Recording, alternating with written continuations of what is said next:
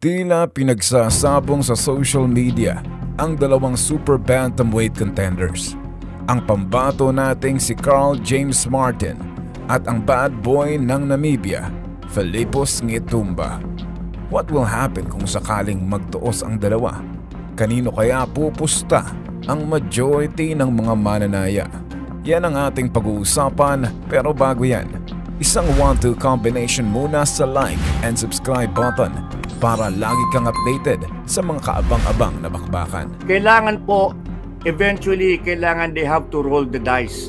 Ready or not, they have to roll the dice. Nag-survey tayo sa ating Facebook page hinggil sa tapatang ito. We have to take note na merong stereotypical sentiment ang mga tao sa nangyayari ngayon sa Philippine boxing. Dahil parang may boundary between Casimero's fans and Casimero's haters na pilit ginagawa ng issue. Kaya pati ang ibang Pinoy boxers ay nadidikit at nadadamay. Majority ng bumoto ay pabor sa Namibian at naging factor din dito ay ang quality of opponents from their previous fights. Nag-spark muli ang usaping ito dahil panay call-out pa rin ang Namibian sa Pinoy.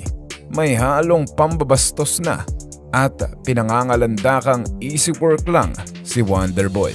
Tinatiming niya rin sa kung kailan malapit na ang laban para mas pag-usapan.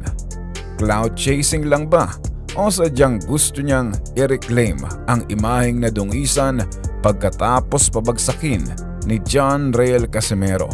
And they get away with the... He went out! Maangas rin to sa kanyang bansa kahit nung bago pa dumayo dito. Winawalang hiya at tinatrash talk rin ang mga kababayan niya, ngunit kanya namang pinapatunayan sa loob ng lona. Kita nyo naman, sobrang barumbado ang kanyang asta nung dumayo dito at hindi nagpapadala sa pressure. At pagkatapos ng laban against Casimero ay parang na-adapt niya ang estilo ng Pinoy on how to play his cards pagdating sa pagbebenta ng laban. Who told you that Casimero is tough? Speaking of maangas, abay, alam mo bang may kasing angas din dyan? Sa videong ito ay pipilitin nating maging pantay to the best of our ability between these two fighters. Mas madaling masipat ang kanilang experience, achievements, stamina, level of competition at iba pa. Mahirap kasi sukatin ang skills, ring IQ, etc. Dahil case-to-case basis yan at walang nakakaalam hanggat hindi pa naglalaban ang dalawa sa ibabaw ng lona. Kung usapang experience ay halos pantay lang. Sa achievements ay ganun din. Naging national, regional at ang pinakamataas ay WBO Global Champion si Martin. Si Philippos naman ay naging African Champ at WBO Global Title Holder din. Sa edad ay mas bata ng 4 years ang Pinoy. Kung usapang stamina, si Martin ay sanay lumaban hanggang 12 rounds gaya nung laban niya kay Geraldo Baldonado at Charles Tondo. Active pa rin kahit 12th round na at hindi nauubusan ng kombinasyon. Ganon din itong Namibian, kaya nga binansagang energy. Ang laban against Casimero ay pukpukan kontra sa isang high-quality opponent. At may laban rin siyang umabot ng sukdulang 12 rounds versus undefeated Chinese. So, halos pantay lang din. Sa level of competition ay mukhang dito magkakatalo. Si Philippos ay kumalaban na ng dalawang former world champions, Casimero at Oguni, habang si Martin ay hindi pa. Sa technical side naman ay more counter-puncher itong si Philippos based on his last fight sa Japan.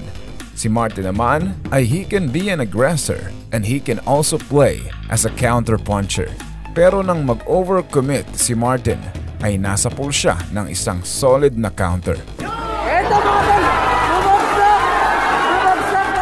Ganon rin si Philippos nang pinilit niyang mag-counter against Casimero's heavy combinations kaya sa pool sa isang bazooka left hook.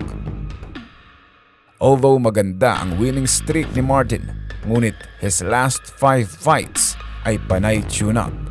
Pero we need to consider na strategic rin ang ginagawa nila para mas mapalapit tungo sa kampyonato.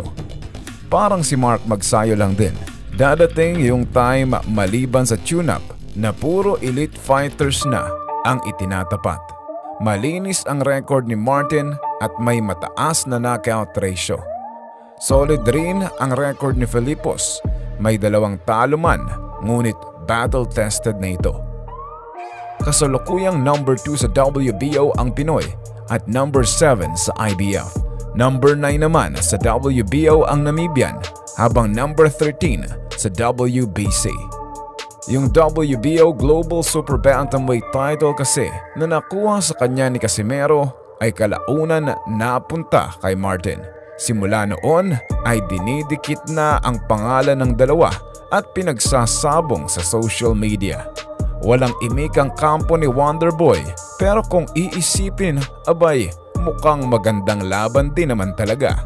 Kaso lang, kailangang isantabi muna yan dahil high risk at low reward singitumba para kay Martin at baka masilat pa. Dahil alam naman nating solid din tong Namibian. May lakas ang mga suntok, matibay ang pangangatawan at isa sa pinaka-underrated sa kanya ay ang kanyang reach advantage sa lahat ng nakalaban. Isipin nyo mga boss, ang reach ni Ngetumba ay 71 inches para sa isang super featherweight fighter. For example, si Inoue ay may 67.5 inches lamang habang si Casimero ay may 64 inches. Alam mo bang si Canelo ay may 70.5 lang na isang super middleweight boxer?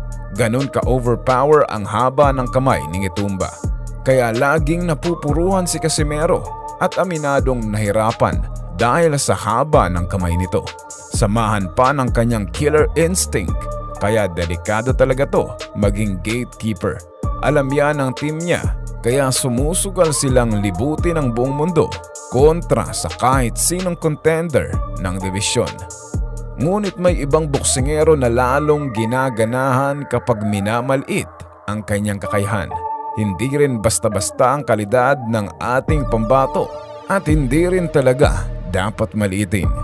He is an undefeated for a reason dahil mula bata pa ay boxing na ang kinamulatan. He can drown the opponent until the last seconds.